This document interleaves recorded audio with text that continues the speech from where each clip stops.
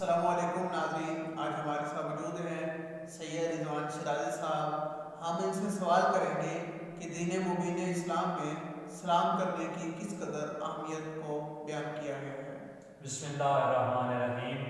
دین اسلام ایک دین کامل ہے جس میں معاشرے کے تمام آداب و احکام بیان ہوئے ہیں، اور سیرت رسول خدا صلی اللہ علیہ وآلہ وسلم ہمارے لیے نمونۂ عمل ہے، اور ہمیں چاہیے کہ ہم سیرت رسول خدا صلی اللہ علیہ وآلہ وسلم سے درس لیں، اور سیرت رسول ہمیں یہ درس دیتی ہے کہ سلام میں پیر کریں، جیسے کہ بارہا رسول خدا صلی اللہ علیہ وآلہ وسلم نے فرمایا کہ سلام کرنے میں پیر کرو۔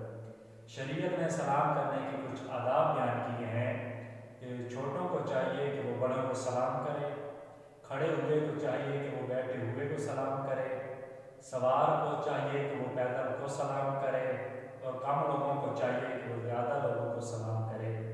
اور ایک اہم نکتہ بیان کرنا چاہتا ہوں کہ شرعاً سلام کرنا مستحب ہے، جبکہ سلام کا جواب لینا واجب ہے۔ ناظرین، قبلہ صاحب بہت آسان انداز میں گفتگو فرما رہے تھے۔ اللہ تعالیٰ سے دعا ہے کہ اللہ تعالیٰ ہمیں سیرت معصومین علیہ السلام پر عمل کرنے کی توفیق عطا فرمائے۔